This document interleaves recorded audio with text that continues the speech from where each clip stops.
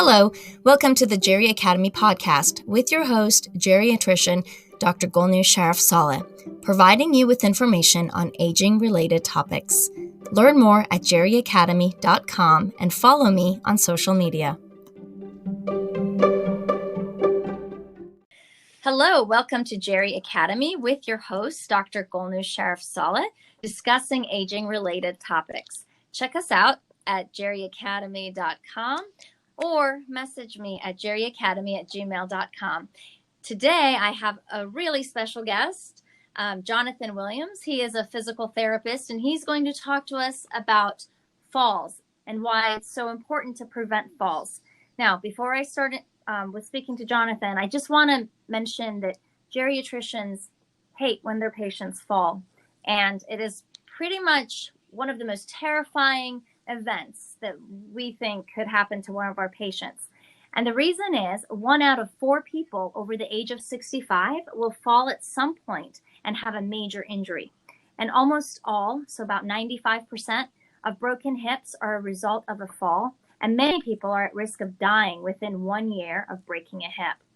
So about 50% of patients that fall never return home, and up to 20% can die within the first year after their fall because of a fall-related event.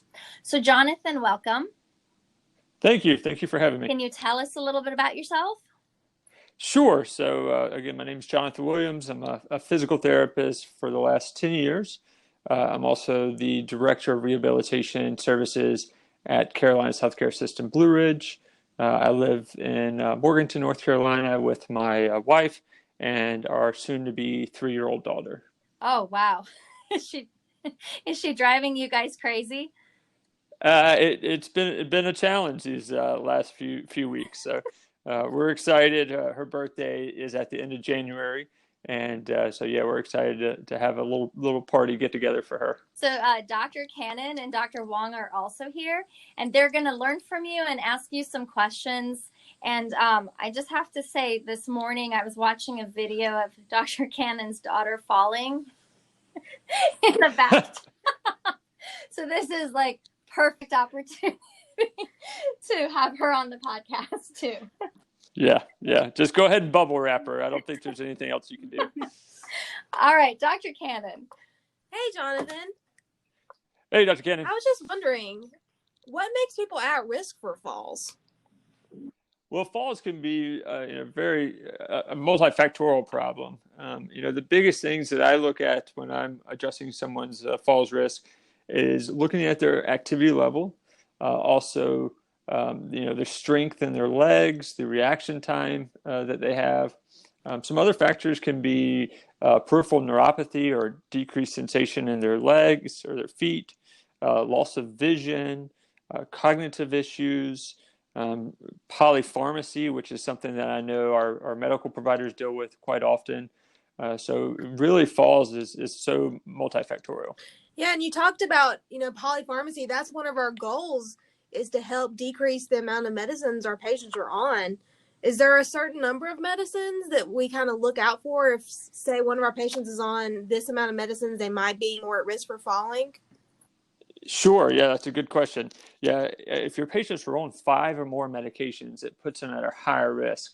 So for our medical providers, we always want to try to reduce or combine medications so that it places patients at a lower risk for those falls. And you talked about seeing how active people are and how they're walking. Is there certain things that you look at when they walk that can tell you if they're at a fall risk? Sure. So with walking, there's different tests that physical therapists perform. There's one called the timed up and go test, which is a very simple test. A patient just stands up, walks about 10 feet, turns around, and sits back down in the chair. And that tells us a good bit of information. One, how much assistance do they need to stand up, or how quickly does it take them to stand up? That can give us an idea of their strength in their legs. And then also the 10 feet there and back to the chair kind of gives us an idea of their speed of walking. And so if a patient is over 12 seconds, then it places them at an increased risk of falling. What about my little old people who love to wear their little bedroom shoes, or I have a patient that has severe peripheral neuropathy and will only wear socks. Is that something that Oh, I wow. know that we need to worry Yeah. about? Yeah, that would be a huge concern. Again, anytime our patients are up and walking, we want them to have good footwear on. A solid tennis shoe would be the best thing for your patients. For your patient with the neuropathy, something that gives them some grip is really what we want, because the socks are could be such a slippery surface for them, and when they can't feel their feet. And then now you've added on reduced friction to their foot. It just places them at even higher risk for falls. So wait, I have a question, Jonathan. How do patients with dementia, or let's say Parkinson's disease, how are they at higher risk for falling? How does that increase your risk? Yeah, a couple of different things that I think about. Again, first with our folks with cognitive deficits is their safety awareness. They're sometimes their risk aversion is not there, and so they may do higher risk activities and not such a safe environment, and so that can definitely place them at higher risk. And then also as their disease process happens, sometimes they forget to do different activities. So again, for your patient with cognitive deficits, they may start forgetting how to do their normal activities of daily living, like getting dressed and bathed, and then just places them at higher risk. If before they were using an assistive device, they may actually start forgetting how to use that assistive device appropriately. So again, it places them at higher risk for that. Okay, so I think Dr. Wang had some questions for you too. All right, Dr. Wang. So we were talking about, things that will assist them with preventing falls. What about take a look at our environment? What are some of the things that will cause people to have higher risk of falling? Sure. So one area that I tell people about within their home that we see a lot of people who have falls is when they get up to go to the bathroom at night. At nighttime, we want to make sure that we always have lights on. So I always recommend a night light or a bedside table lamp that when patients get up, they can turn that on so that they can see. Again, like we talked about earlier, decreased vision places patients at higher risk. Another factor of going to the bathroom in the night, I don't know if you're like me, but I always try to wait till the last minute, and because you never want to get out of those warm covers. Yeah. So, I'm always rushing to the bathroom, and so we always want to try to remember not to rush when we're getting up and going to the bathroom quickly. You always want to try to sit on the side of the bed for a few minutes, make sure you're not dizzy or lightheaded. Same thing, stand there for a few seconds, and then start walking to the bathroom. Another key part, kind of like Dr. Cannon mentioned, was footwear. So you always want to make sure when you're getting up going to the bathroom or in the middle of the night that you have some type of footwear on, again, to give you a little extra grip. Is important. So those are those key factors that I always think about when some home environments at nighttime. So again, good lighting, make sure that your area is clear of clutter. So sometimes you'll have patients' homes who have throw rugs or cords and wires all in the way. So you always want to make sure you have a good clear pathway. Another important thing that I always tell patients about, pretty much no matter their age, is to have hand railings installed when you're going up and down steps. You always want to make sure they're really good and sturdy. That way, if you need to put some weight or pressure on them, that you won't lose your balance when you do that. Mm-hmm. One other important thing that sometimes folks as they age or population we see a lot is folks who are on oxygen. And, oxygen tubing can be pretty long, 50 feet to allow a patient to go throughout their house. And sometimes that oxygen tubing is clear, and that can really blend in to our floor surfaces if we have a light colored floor. And so I always recommend maybe trying to get a different color oxygen tubing. They make a green tubing, or if you have that clear tubing, a good, easy suggestion to do is just wrap some different color tape around it. It could be, a black tape or orange tape, something to give it some contrast so that you can see that when you're up walking around. There's a lot of different other things that people can look at doing to make their home safe, and some easy resources or online, just look up home assessments and some checklists to think about to make sure your home's safe.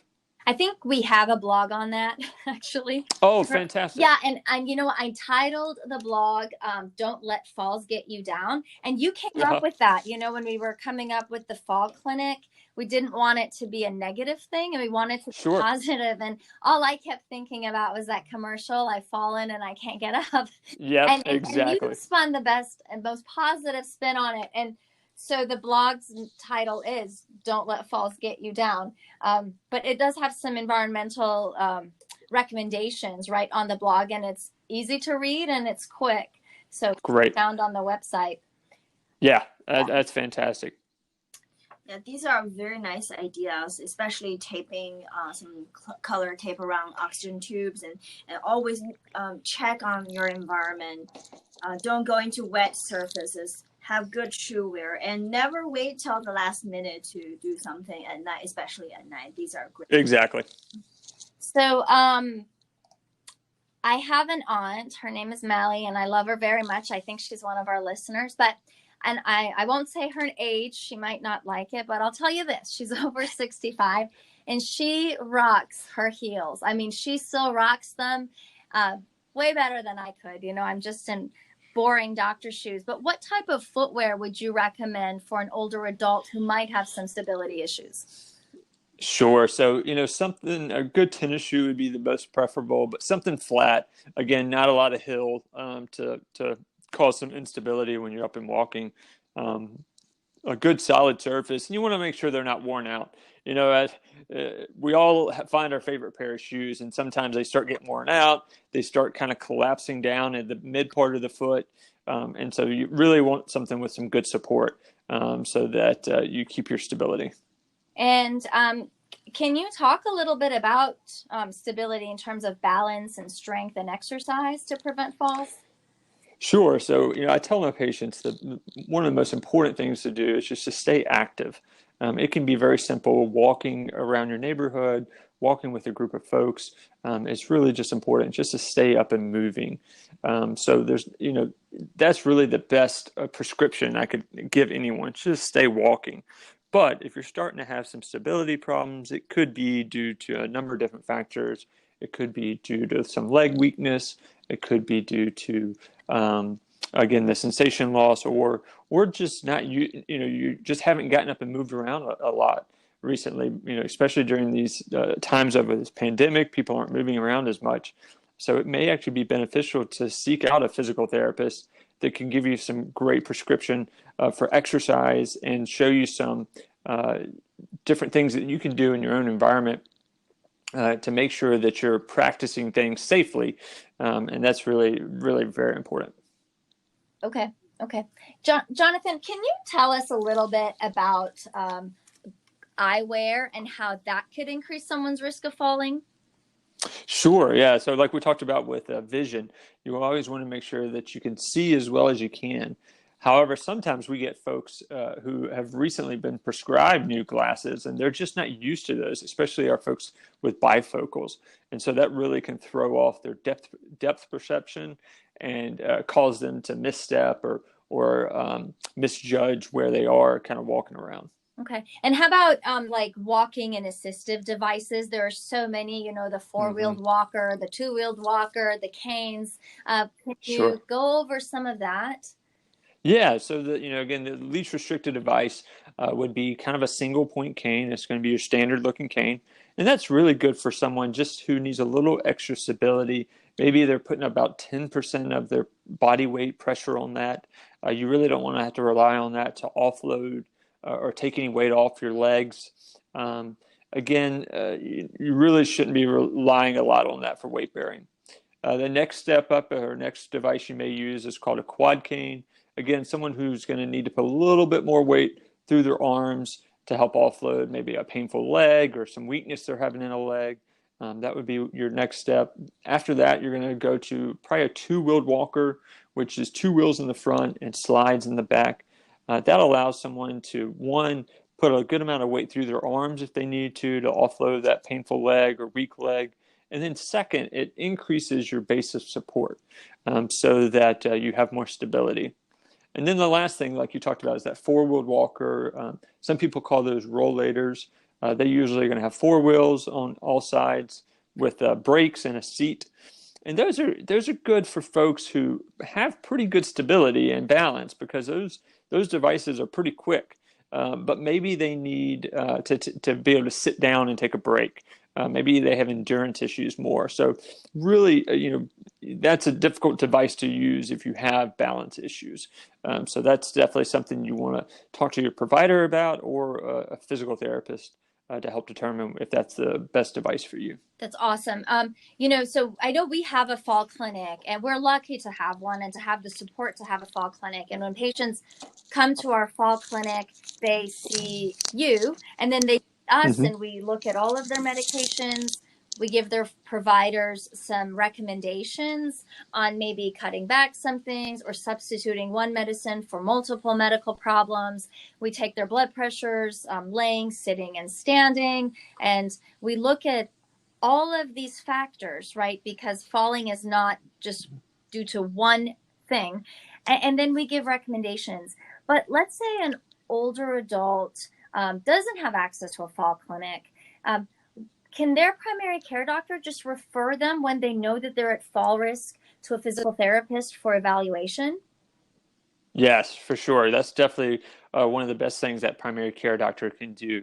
If your patients are having, 1 or more falls in a year, you really should recommend them seek a physical therapist to prescribe them exercise, and also that therapist is going to run them through a number of different evaluations and assessments to determine what could be causing that problem. And I think, I've had patients who get a little bit surprised. I think before we had the fall clinic, that were like, oh, you're sending me to a physical therapist because of the way I'm walking? And I would say, yes, for fall evaluation. So I think if patients actually actively seek that out and ask their physicians or other providers, that might just kind of open that dialogue and make sure that they're getting the help that they want. Because, accidental falls are the number 1 cause of unintentional death. So preventing falls is so, so important. Sure. Yeah. What else? Anything else you want to tell us today? Really, again, if you know any older adults are having issues with falls, definitely recommend that they talk to the provider about it, because again, it could be as simple as changing a medication, could be as simple as changing their footwear or using an assistive device. A fall is such a costly, not only monetarily, but also life-threatening issue. So we always want to try to prevent those as much as possible. Ladies, Dr. Cannon, Dr. Wang, do you guys have any more questions? I think you're very inclusive today. Very helpful. I think that's it. Thanks, Jonathan. Thank you so much, Jonathan. And thank you. I will have our guests email me if they want to get a hold of you. They can reach out at jerryacademy@gmail.com or leave a message through our website and find us on social media. Thank you so much. Have a great day. Thank you. Y'all too. Have a good weekend. Bye. Bye-bye.